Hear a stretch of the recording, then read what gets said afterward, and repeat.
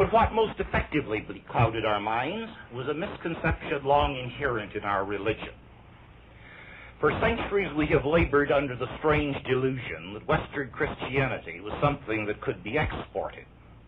And only recent events have at last made it obvious how vain and futile were the labors and zeal of our devoted missionaries. When Cortés and his small but valiant band of iron men conquered the teeming empire of the Aztecs, he was immediately followed by a train of earnest missionaries, chiefly Franciscans, who began to preach the gospel to the natives and soon sent home, with innocent enthusiasm, glowing accounts of the conversions they had effected. You can feel their sincerity and their joy in the pages of Father Sahagún, Father Torquemada, and many others. For their sake, I am glad that the poor Franciscans never suspected how small a part they had played in the religious conversions that gave them such joy. Far, far more effective than their sermons and their book had been the Spanish cannon that breached and shattered the Aztec defenses, and the ruthless Spanish soldiers who slew the Aztec priests at their own altars and toppled the Aztec idols from the sacrificial pyramids. The Aztecs, Toltecs, and others accepted Christianity not because their hearts were touched by alien and incomprehensible doctrines of love and mercy, but because it was the religion of the white man whose bronze cannon and mail-clad warriors were invincible. That was early in the 16th century, and we of the West have gone on repeating that fond mistake ever since. As missionaries whom we sent to all parts of the world wrote home with innocent satisfaction glowing accounts of the number of hearts that they had won for Christ. And it was only after the international conspiracy's campaign of anti-colonialism really got underway that most of us realized that what had won all those hearts was primarily the discipline of British regiments and the manifest power of the white man. On a shore in Africa, for example, missionaries eager to win souls ventured to land alone. And the natives, after torturing them to death for a good laugh, ate them, cooked or raw according to the local cuisine. Usually, a few weeks or a few months later, a British cruiser hove to offshore, lobbed half a dozen 4.5 shells into the native village, and if not pressed for time, perhaps landed half a company of Marines to beat the bushes and drag out a dozen or so savages to hang on convenient trees. Consequently, the tribe, if not very obtuse, took the hint and respected the next bevy of missionaries as somehow representing the God of thunder and lightning. And if the men of God distributed enough free rice and medical care with their sermons, they were able to make converts. They could teach a ritual and perhaps inculcate a superstition that had some superficial resemblance to their religion. But as for teaching the spiritual substance of Christianity, they might as well have followed the example of St. Francis and delivered sermons to the birds. Although it is true that in some places in the former colonial possessions, missionaries are still tolerated if they pay well, we have at last learned that the gospel follows the British regiments in the white man's ignominious and insane retreat from the world that was his. Our prolonged misunderstanding has been magnified by another possibly fatal weakness of ours, our strange toleration of the do-gooder, and our incredible obtuseness in never asking against whom he is doing good.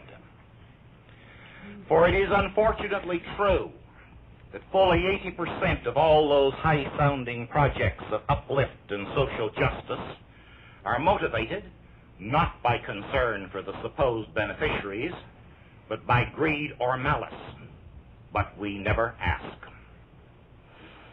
That, incidentally, is why we have so many intellectuals battening upon us. They have discovered the safest and most profitable of all rackets. An intellectual, in the modern sense of the word, is distinguished by two talents: a glib proficiency with words and very sensitive nostrils. He can smell a $20 bill in your pocket a block away, and within 2 minutes after that delicious aroma has reached his nostrils, the ideals are drooling down his jaw. You all know the jargon: the underprivileged, equality of opportunity, the culturally deprived, underdeveloped nations, emerging people, brotherhood, and the like. Ad infinitum nauseam. And as you listen to his sing-song, the chances are you won't even notice his hand as it goes into your pocket. Now, we may be rich enough to be suckers, but what we cannot afford are the more elaborate kinds of do-gooding that are inspired by malice and hatred. But yet we tolerate them with a masochism that is simply suicidal. We have accepted an incredible inversion of values to the point that we have declared ourselves to be an inferior species, fit only to be enslaved, beaten, and butchered at the whim of our masters.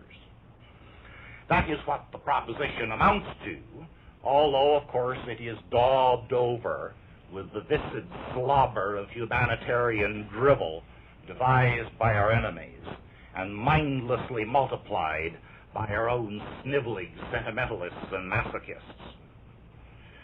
But it is not a particularly new thing. If I had time, I would direct your attention in some detail to a vast and irreparable calamity brought on the United States in the last century by a tiny group of vociferous and crazed fanatics, the abolitionists, who forced upon the South its tragic war for independence. I am not, of course, defending slavery as an institution. I believe that Jefferson and Lincoln were right in regarding it as an institution that was pernicious for quite rational reasons, of which the first was that it maintained on our soil millions of persons of a race radically different from our own, and by our standards, hopelessly inferior. And second, that it resulted in the production of mongrels, pitiable creatures torn apart by the incompatible instincts they had inherited. As you know, it was the firm purpose of Abraham Lincoln to have all the Negroes either returned to Africa or perhaps, in the interests of economy, exported to Central America. But the abolitionists were not rational. They were, I am sorry to say, most of them Americans, including such persons as Wendell Phillips, Professor Elizur Wright, and of course hysterical females, such as Lydia Child and Harriet Beecher Stowe. Their leader was William Lloyd Garrison, who was an American too, although he was financed by Isaac Knapp and other Jews. They were a tiny group, despised by sane Americans north and south, but they ranted and raved until they got their way. They began to agitate in 1840 for dissolution of the American Union and its division by secession into two countries. And after 20 years of ranting, they induced the states of the South to take their proposal seriously. It is most instructive to read the abolitionists. They spout quotations from the Bible, and they babble about human rights and equality, but they do not completely conceal their real aims, their real animus and inspiration.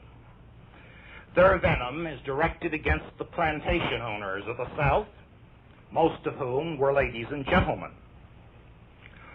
The abolitionists had in their minds a picture, partly correct, of the Southern landowner as a man superior to themselves in education, culture, and humanity, and for that they hated him implacably.